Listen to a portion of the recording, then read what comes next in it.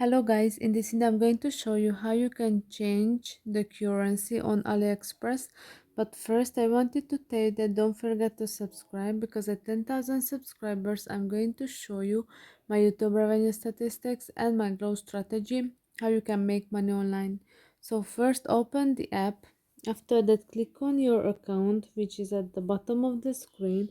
Then click on the settings, which is at the top of the screen, and then you can see the currency option, and you can see that there is a long list, and you can select your currency, or if you are in another country and to want to buy something from AliExpress to that country, then you can change here the currency, and it will be much more easier to understand the prices.